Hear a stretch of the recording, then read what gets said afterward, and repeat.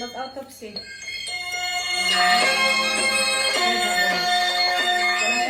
Ito yun siya. Hindi, every 3 months daw.